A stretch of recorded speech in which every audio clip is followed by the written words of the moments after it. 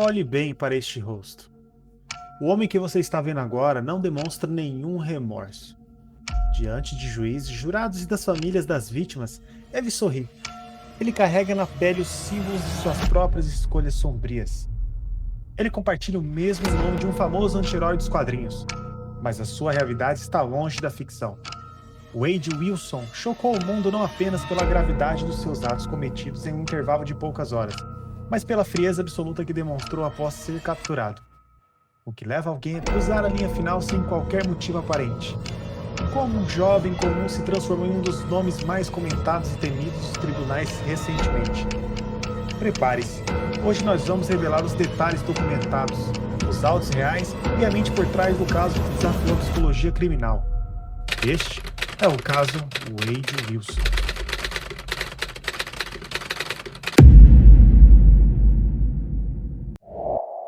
Wade Steve Wilson nasceu em 20 de maio de 1994. Filho de pais adolescentes, foi adotado ainda bebê e criado em Tallahassee, na Flórida. Pessoas que o conheceram na escola o descreveram posteriormente como alguém que enfrentava dificuldades de comportamento e uso de substâncias ao longo da juventude. É importante separar os fatos de interpretações.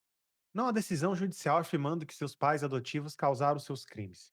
O que existe é um histórico documentado de problemas disciplinares, consumo de drogas e sucessivas passagens pelo sistema de justiça antes de 2019. Os registros públicos mostram condenações anteriores por furto, invasão de propriedade e crimes relacionados a armas de fogo. Ex-companheiras também relataram episódios de violência e estrangulamento, embora nem todas as acusações tenham resultado em condenação. Na noite de 6 de outubro de 2019, Christine Melton e sua melhor amiga foram se divertir no bar Buddha Live, em Fort Myers. No mesmo local estava Wade Wilson, que se aproximou delas demonstrando um comportamento muito amigável, educado e charmoso. Ele se apresentou usando um nome falso de Júnior e conversou com as duas por horas, sem levantar nenhum tipo de suspeita ou sinal de alerta. Quando o estabelecimento fechou, o grupo decidiu continuar a noite juntos. Como Wilson estava a pé, Christine ofereceu uma carona em seu próprio carro. Eles passaram rapidamente na casa de um conhecido, e em seguida foram para o apartamento de Christine, localizado em Cape Coral. Depois de um tempo, a amiga da Christine se despediu e foi embora, deixando os dois sozinhos na residência. Confiando no homem que havia acabado de conhecer, Christine foi deitar e pegou-o no sono em sua cama. Na manhã seguinte, no dia 7 de outubro, enquanto Christine ainda dormia profundamente, Wilson a atacou de surpresa em sua cama. Sem conversa, qualquer discussão, briga ou motivo prévio, ele a estrangulou até a morte. Logo após o crime, demonstrando muita frieza, a intenção inicial dele era esconder o corpo dentro do porta-malas do carro de Christine, para sumir com as evidências. No entanto, ao tentar movê-la, ele percebeu que o cadáver já estava entrando em rigidez cadavérica e desistiu de transportá-la. Ao invés disso, ele apenas cobriu o corpo de Christine com tapetes e lençóis sobre a cama. Vasculhou o apartamento para pegar as chaves do veículo dela e fugiu do condomínio dirigindo o automóvel da vítima, deixando-a para trás. Yes, ma'am. So let's start with the first girl. If you could tell the jurors, what did he tell you? He just said he met a girl at a bar. They went back to her house, hung out for a little bit, and then she fell asleep. What did he say happened after she fell asleep? He said he got on top of her and choked her. What name did he call her? Did he refer to her in a derogatory term? He said, I choked that bitch. A confissão detalhada ao pai revela um padrão clássico de psicopatia, onde o agressor usa o charme inicial para manipular a vítima e em seguida realiza um ataque covarde contra uma pessoa indefesa.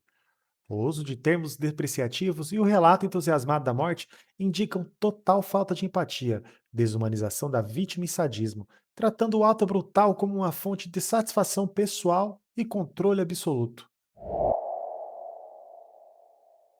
Tomado por uma fúria impulsiva, seu primeiro destino foi a cidade vizinha de Fort Myers, onde foi direto ao local de trabalho de sua ex-namorada, Melissa Montanhas. Ao chegar lá, ele tentou arrastá-la à força para dentro do carro roubado de Christine. Diante da resistência desesperada de Melissa, Wilson iniciou um ataque brutal, espancando-a e tentando asfixiá-la ali mesmo. A violência foi tão extrema que clientes e funcionários do estabelecimento entraram em pânico e ligaram para o serviço de emergência da polícia. Ao ouvir a sirene se aproximando, Wilson largou Melissa ensanguentada no chão, entrou no veículo e acelerou em fuga antes de ser capturado pelas viaturas. Ainda a bordo do carro de Christine, Wilson continuou vagando sem rumo pelas ruas até que avistou Gianni Ruiz, caminhando sozinho em direção ao trabalho.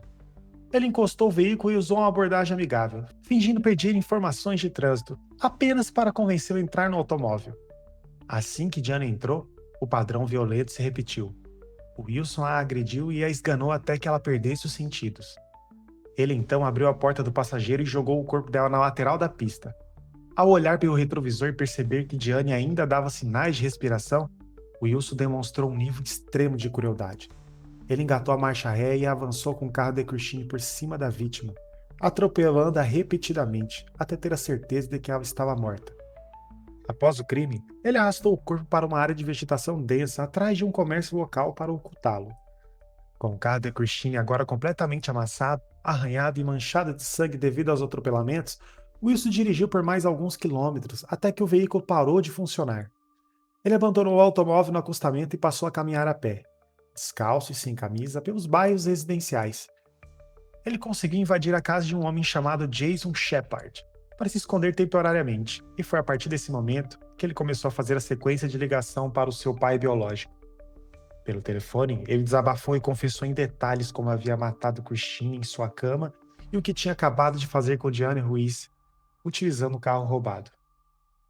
Enquanto o pai mantinha o filho na linha para obter sua localização exata, a madrasta de Wilson acionava a polícia permitindo que os agentes montassem um cerco tático e prendessem o criminoso poucas horas depois.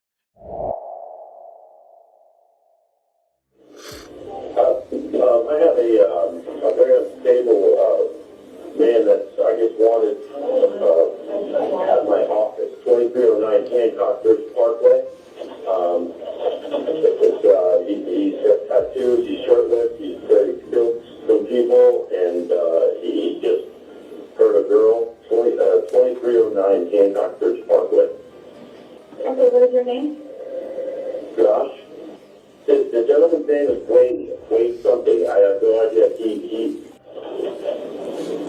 Okay, I need to get the person's description. Is he white, black, or Hispanic? He's white, he's about 6'2". He has tattoos, left arm, full sleeve tattoos on his chest. He's not wearing a shirt right now.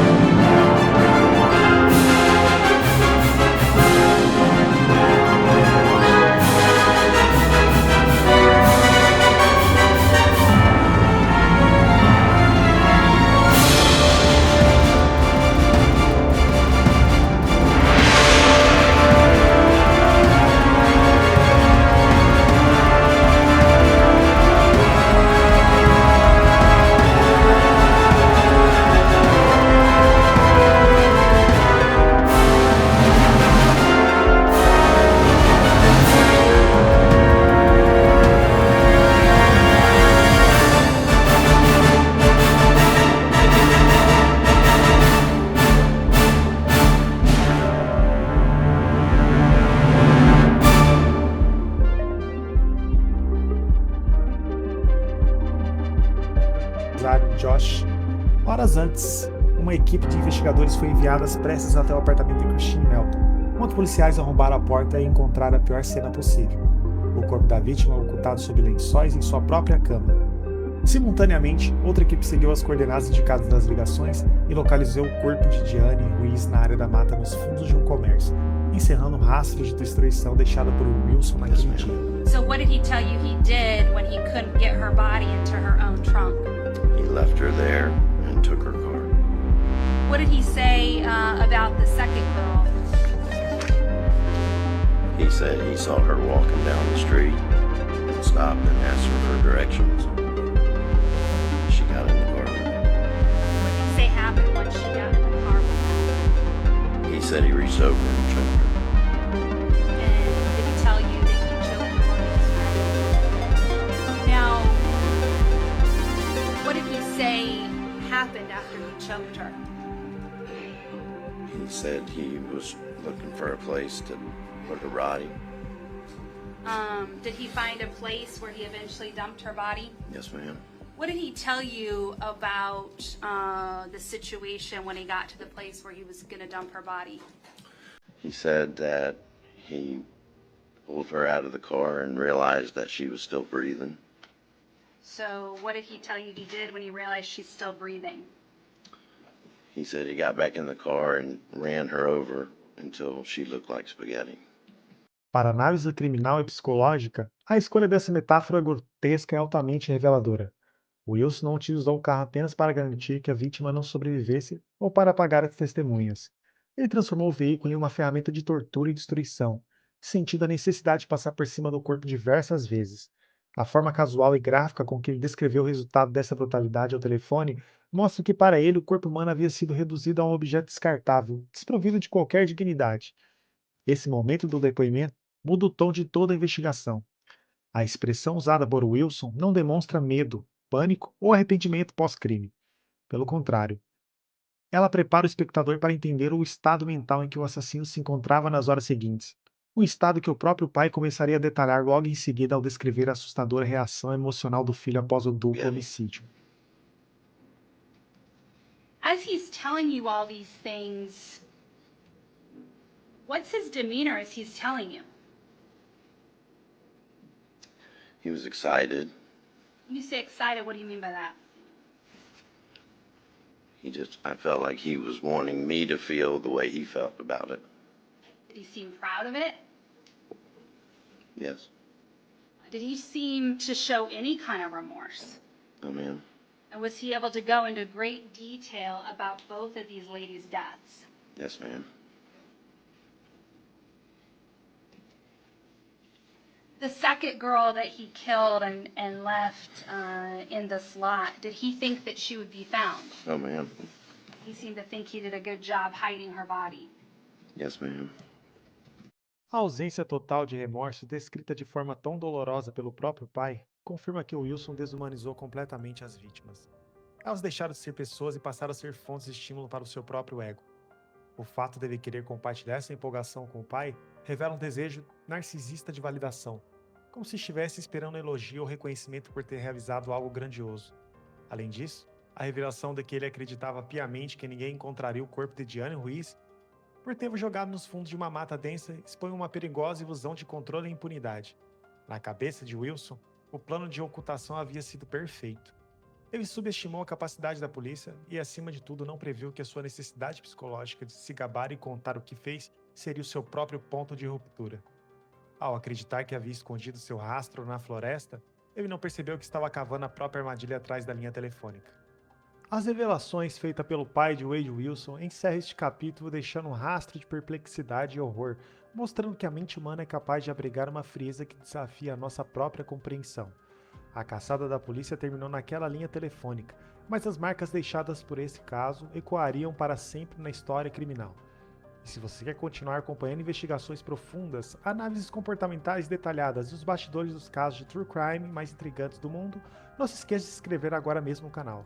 Deixe o seu like se este conteúdo gerou valor para você e ative o sininho de notificações para não perder nenhum detalhe dos próximos episódios.